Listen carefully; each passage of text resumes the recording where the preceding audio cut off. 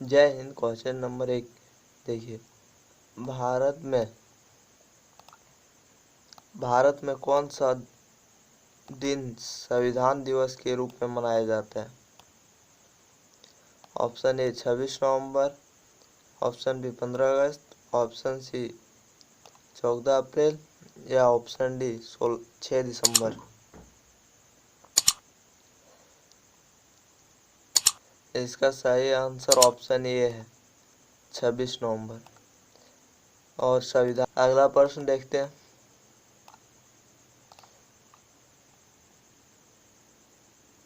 गुलनाबाद की लड़ाई मोहम्मद होताकी के नेतृत्व में साल में लड़ी गई थी। गुलानाबाद की लड़ाई मोहम्मद होताकी के नेतृत्व में साल में लड़ी गई थी। तो कौन सा साल में लड़ी गई थी? 1770, 1722, 1712 या 1702। अगर आपको आंसर मालूम हो तो आप कमेंट करें।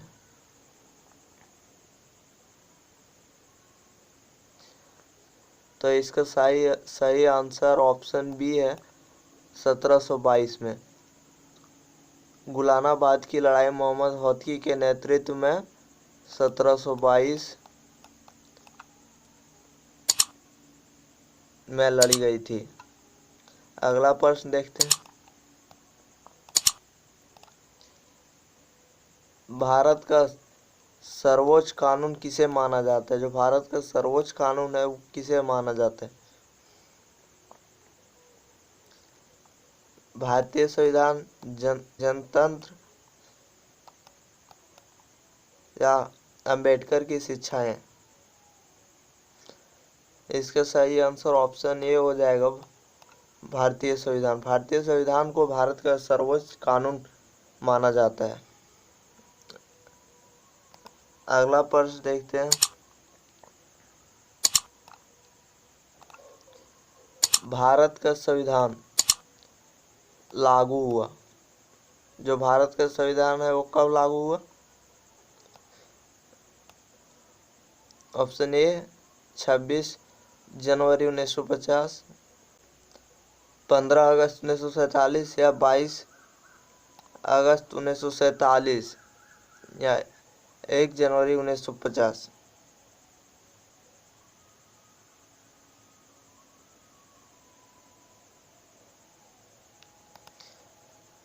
इसका राइट आंसर ऑप्शन ए हो जाएगा 26 जनवरी 1950 को संविधान लागू किया गया था।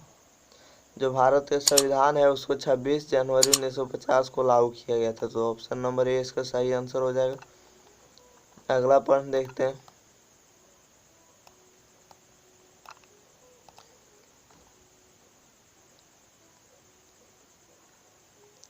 भारतीय संविधान के मौलिक कर्तव्य किस देश के संविधान से लिए गए हैं?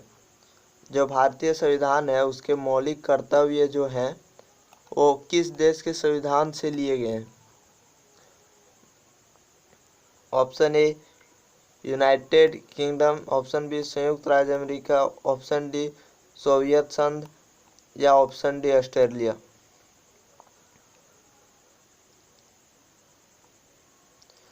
तो इसका सही आंसर ऑप्शन सी हो जाएगा सोवियत संघ। जो भारत का संविधान है उनके मौलिक कर्तव्यों को सोवियत संघ के संविधान से लिए गए हैं। अगला प्रश्न देखते हैं। नीचे एक अभिकथन ए और कारण आर दिए गए हैं। अभिकथन: भारतीय संविधान 26 जनवरी 1950 से लागू हुआ या 26 जनवरी गणतंत्र दिवस के रूप में मनाया जाता है। तो ये सब दोनों आंसर सही है। भारतीय संविधान 26 जनवरी 1950 को लागू किया गया तथा 26 जनवरी को ही गणतंत्र दिवस के रूप में मनाते हैं। तो इसका ऑप्शन नंबर डी सही आंसर हो जाएगा। ए और आर दोनों सही है। अगला प्रश्न देखते हैं।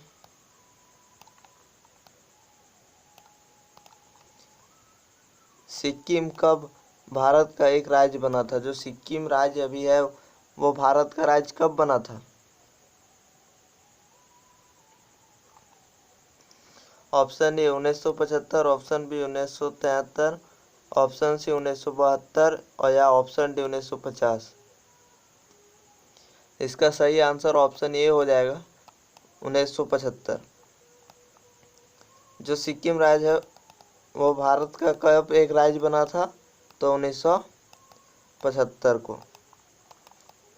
बहुत ही इम्पोर्टेंट क्वेश्चन है, इसे याद रखें।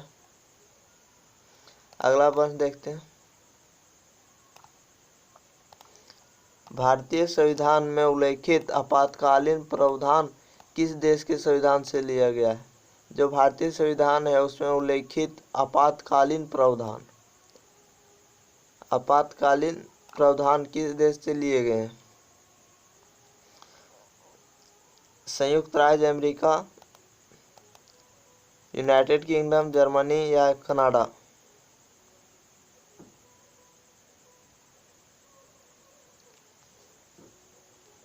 इसका सही आंसर ऑप्शन सी हो जाएगा जर्मनी से। जर्मनी से आपातकालीन प्रावधान लिया गया है। अगला प्रश्न देखते हैं।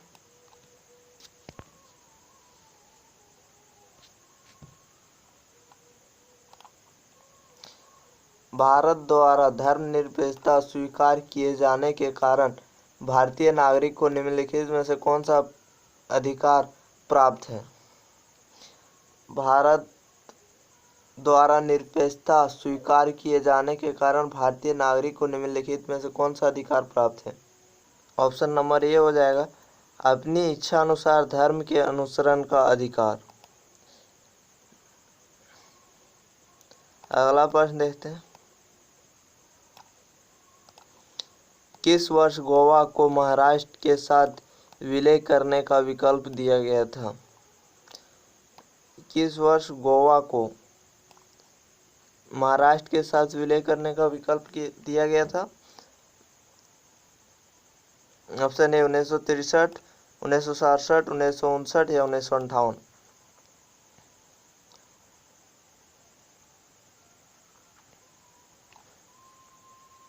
इसका सही आंसर ऑप्शन डी हो जाएगा 1967 को। 1967 ईस्वी 1967 वर्ष गोवा को महाराष्ट्र के साथ विलय करने का विकल्प दिया गया था। अगर आप हमारे चैनल पर नए हैं तो चैनल को जरूर सब्सक्राइब करें, वीडियो को लाइक करें तथा अपने दोस्तों में शेयर करें।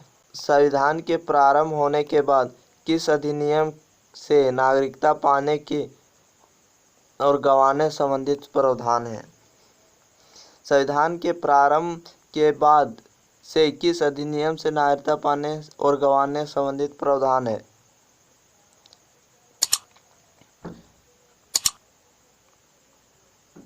ऑप्शन ए नागरिकता अधिनियम 1950, नागरिकता अधिनियम 1952, नागरिकता अधिनियम 1955 या नागरिकता अधिनियम 1954। तो इसका सही आंसर ऑप्शन डी हो जाएगा नागरिकता अधिनियम 1955। अगला प्रश्न देखते हैं।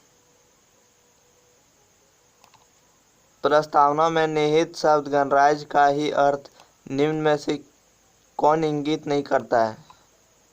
राज्य का मुखिया एक निश्चित अवधि के लिए प्रत्यक्ष या परोक्ष रूप में चुना जाता है, ये इंगित करता है।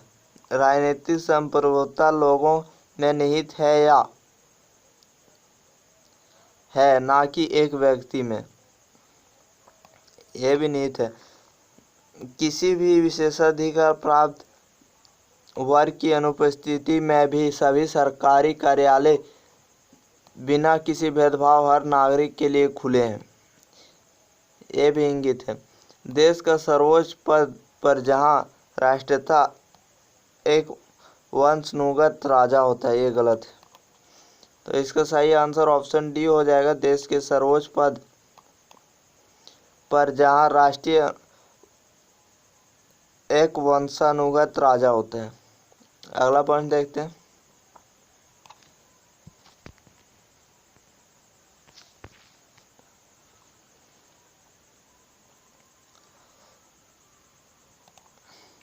निम्नलिखित में से कौन सा विकल्प भारतीय नागरिक का मूलभूत अधिकार नहीं है?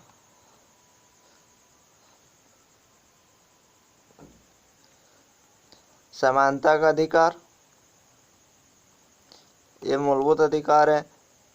निजात का अधिकार, जीवन का अधिकार, शोषण के विरुद्ध अधिकार। तो इसका सही आंसर ऑप्शन बी हो जाएगा, निजात का अधिकार।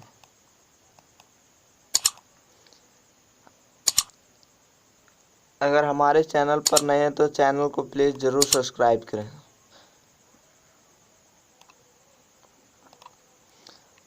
मूलभूत अधिकारों में से ज़्यादातर हमें संविधान के से अनुच्छेद में शामिल किए जाते हैं। मूलभूत अधिकार में से ज़्यादातर संविधान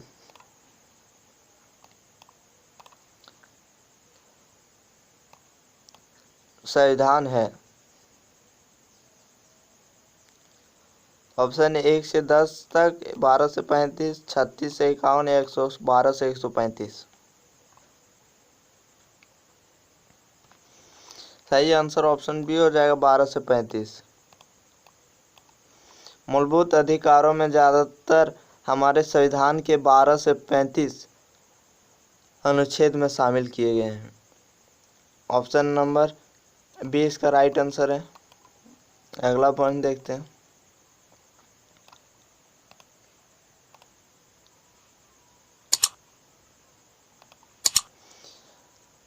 भारत के संविधान के अनुसार इनमें से कौन मूल अधिकार नहीं है? भारत के संविधान के अनुसार इनमें से कौन मूल अधिकार नहीं है?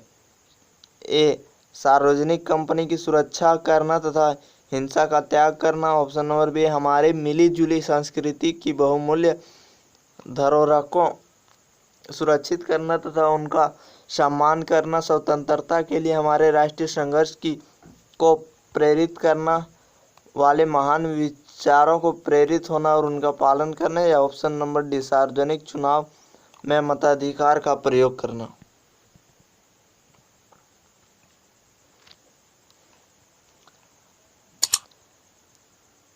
मूल अधिकार नहीं है तो ऑप्शन नंबर डी इसका सही आंसर हो जाएगा, सार्वजनिक चुनावों में मताधिकार का प्रयोग करना। अगला पॉइंट देखते हैं। शिक्षा का अधिकार किस वर्ष मौलिक अधिकारों में शामिल किया गया? जो शिक्षा का अधिकार है वो किस वर्ष मौलिक अधिकारों में शामिल किया गया? अप्रैल 2010, अप्रैल 2004, अप्रैल 2008 या अप्रैल 2012?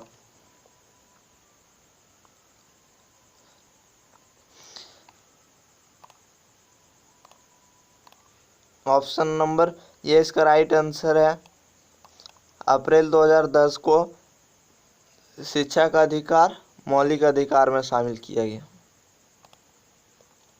अगला पॉइंट देखते हैं। भारतीय संविधान में कितने मौलिक अधिकारों का उल्लेख किया गया? जो भारत का संविधान है उसमें कितने मौलिक अधिकारों का उल्लेख किए गए हैं?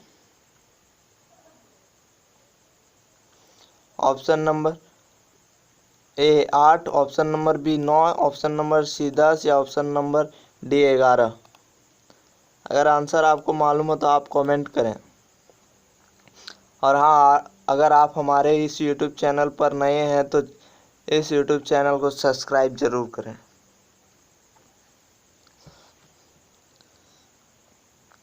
तो इसका ऑप्शन नंबर डी हो जाएगा, 11।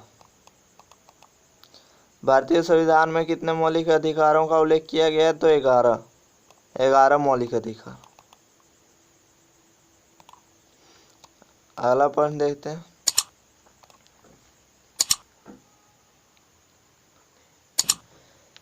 भारत के संविधान के अनुसार निम्नलिखित में से कौन सा एक मौलिक अधिकार नहीं है।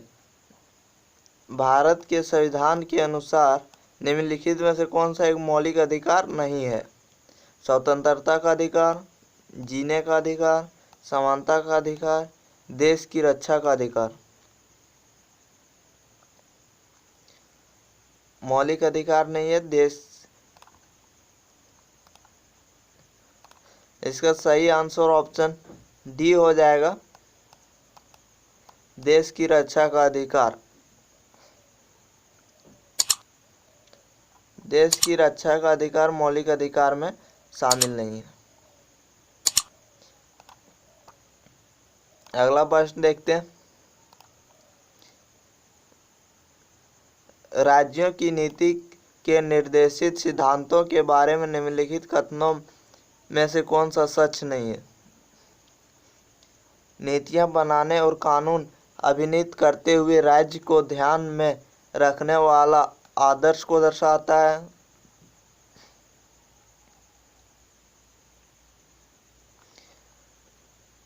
या वे समुदाय के कल्याण को बढ़ावा देते हैं और इसलिए सामाजिक और समाजवादी हैं। ये उल्लंघन के लिए अदालतों द्वारा कानून पर परिवर्तनीय नहीं है। या ऑप्शन डी, ये अपने आप परिवर्तनीय होते हैं, इन्हें कार्यान्वयन करने के लिए किसी भी कानून की आवश्यकता नहीं होती। तो इसका सही आंसर हो जाएगा ऑप्शन नंबर डी, राज्य की नीति के निर्देश सिद्धांतों के बारे में कथन कौन सा सच नहीं है? तो इसका राइट आंसर ये ऑप्शन नंबर डी, ये अपने आप परिवर्तनीय होते हैं, इन्हें कार्यान्वयन करने के लिए किसी भी कानून की आवश्यकता नहीं होती। तो ऑप्शन नंबर डी इसका सही आंसर है। अगला प्रश्न देखते हैं। अगर आप हमारे चैनल पर नए हैं तो चैनल को जरूर सब्सक्राइब करें।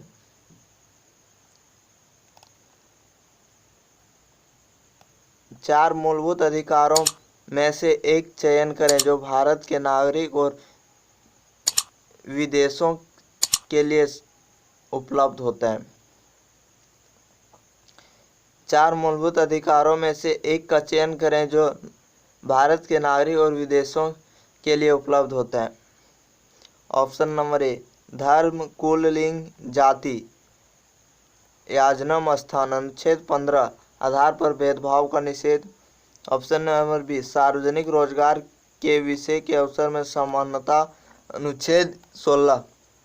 या ऑप्शन सी, भाषा लिपि में अल्पसंख्यकों की संस्कृति का संरक्षण, अनुच्छेद 29।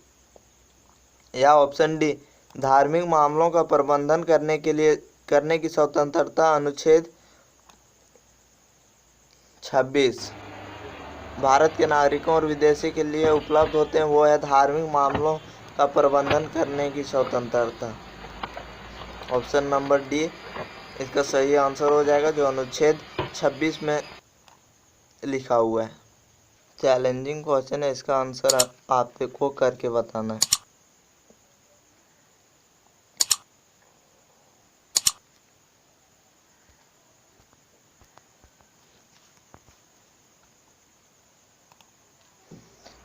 हर्ष के शासनकाल में उत्तर भारत का सबसे